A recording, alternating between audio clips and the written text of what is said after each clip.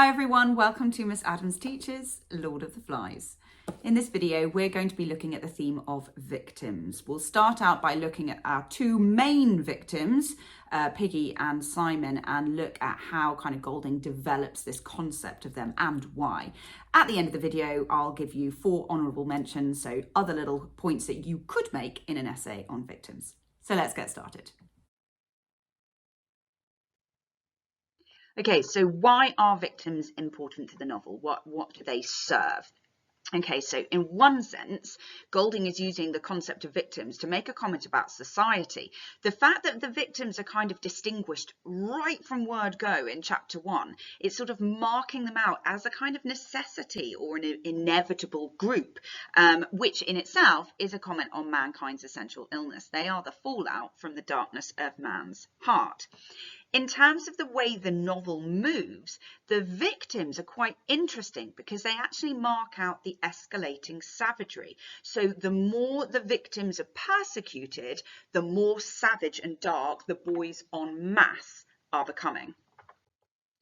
So let's look at that early marking out. So chapter 1, we have Piggy and Simon marked out as victims, one more clearly than the other.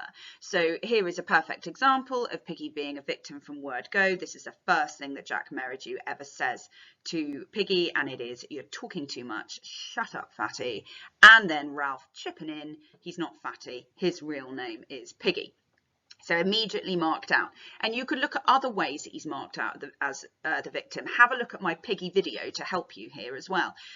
You've got things like the fact that he's described as it and the voice and the fat boy before we get his name. The notion of the name Piggy is obviously quite important as well.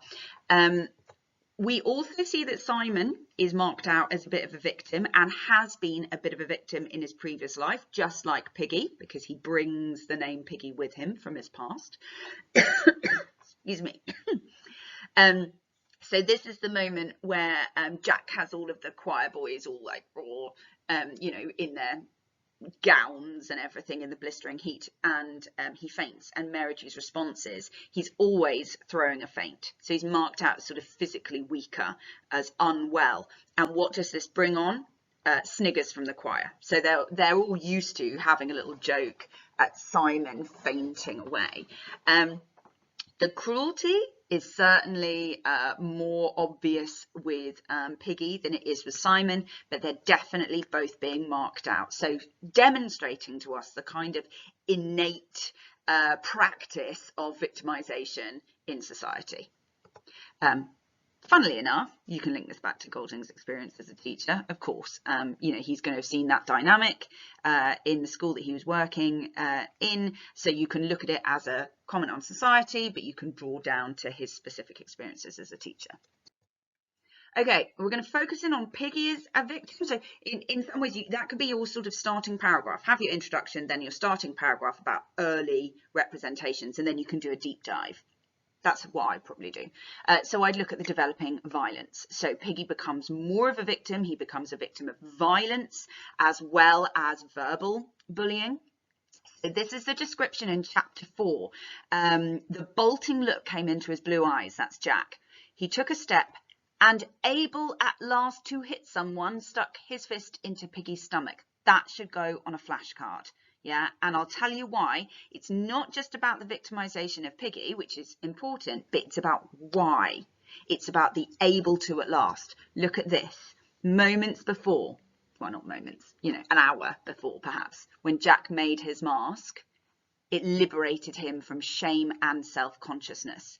That is what this bit is referring to.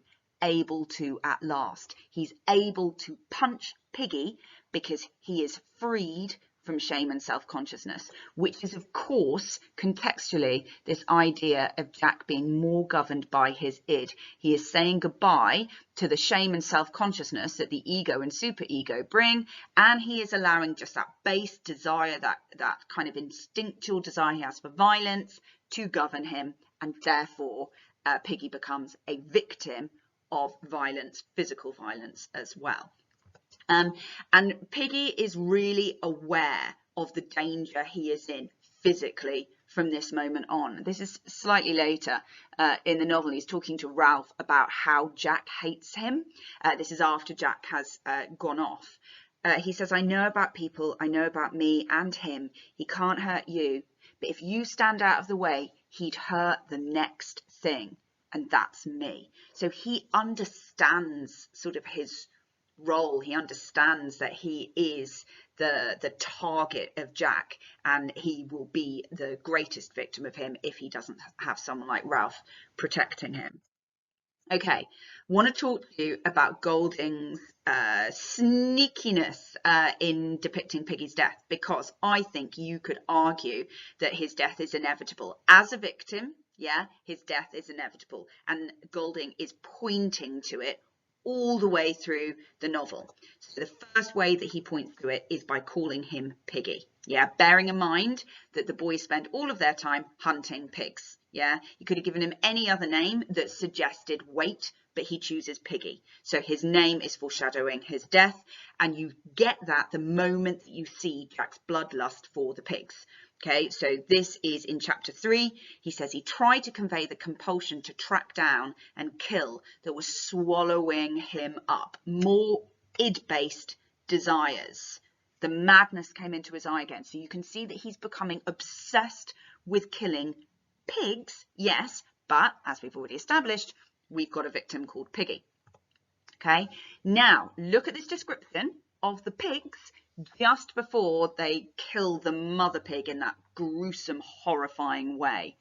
The pigs lay bloated bags of fat, sensuously enjoying the shadows under the trees. Guess what, ladies and gents? Look at how Roger perceives Piggy just before he kills him. Golding writes through third person limited, so it's still using third person pronouns, but it's very clearly through Roger's perspective. Below him, Ralph was a shock of hair and Piggy a bag of fat. That's right, bag of fat, like the pigs were bags of fat just before they got killed. And what do you know, moments after this, the rock struck Piggy a glancing blow.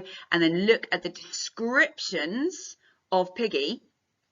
Again, all using language associated with pigs. No time for even a grunt. His arms and legs twitched a bit like a pig's after it has been killed. The boys are obsessed with killing pigs. We have a boy called Piggy, and when he dies, he's described as a pig. As a victim, his death was inevitable. Okay, what a comment Golding is making about the treatment of people who are perceived different. Yeah, because that's what this is about. It's about Piggy being different, about being the other. So this is a true sign of Golding's message about mankind's essential illness, especially as he makes his death somewhat ridiculous. You know, he cartoonifies it for us, kind of making it less brutal, because he's actually desensitizing us as the reader to Piggy as well. Okay, now he doesn't do that with Simon, and that is important. Piggy's death, Piggy is a flawed character. He's wildly annoying, let's be fair, but also he's not perfect in the way that Simon is. Okay, so when Simon is killed, he is killing a victim that has done nothing but good for everyone on the island. So this destruction of a victim is made more powerful because Simon functions as a symbol for goodness. Okay, now one thing is that we've got to realise that Piggy and Ralph become complicit in this final act of victimisation, in the killing of Simon. So Simon becomes Piggy and Ralph's victim as well, as they find themselves eager to take place in this demented but partly secure society. So of course this is about demonstrating that fear drives them, but the most important thing here is that it does drive them to do this. Okay, so I've underlined these amazing quotes that can go on flashcards, because you're not going to write out all of that, are you? The beast was on its knees in the centre, its arms folded over its face. It was crying out against the abominable noise, something about a body on the hill. So even in death, even as he is being beaten and clubbed and bitten to death by his friends, he's still trying to give them this knowledge. He's still trying to say, you don't need to be frightened. It's not real. But sadly, there were no movements and no words but the tearing of teeth and claws. So this is an incredibly brutal death scene for Simon. It's the ultimate act. It's the ultimate moment of him being the victim. And who is he a victim of? He's a victim of absolutely everyone. He is perceived as the beast. So again, there's this idea about, do people victimize others because of their fear of them?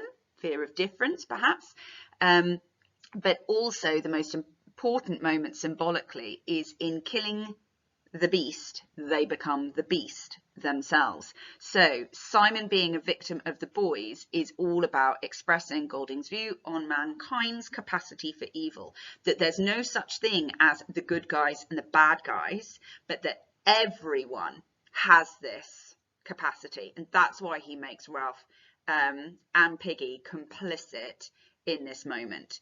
Simon being a victim of all of the boys really, really demonstrates the cruelty of this world we live in, because like I said, he does nothing but good on the island. So him being the victim of the boys is really the triumph of evil over good. Thanks, Golding. Right, some honourable mentions. The stuff that I've just gone through could be an essay in itself if you went into some nice detail. But there are other things that you could talk about. So I'm just going to give you a quote or two for each of them.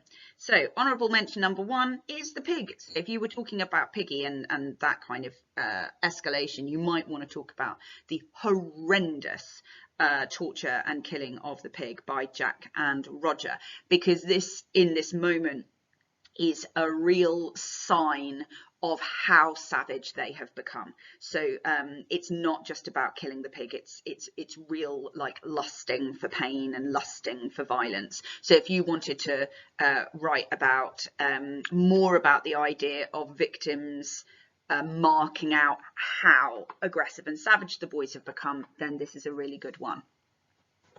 The island itself, you could argue that the island, sort of a natural construct, is a victim of the evils of man, and all of that can be done by considering the use of the word the scar to describe the impact that the plane has on the kind of natural surroundings of the island and the way, so if you look at this, the ground beneath them was a bank covered with coarse grass, torn everywhere by the upheavals of fallen trees, scattered with decaying coconuts and palm saplings.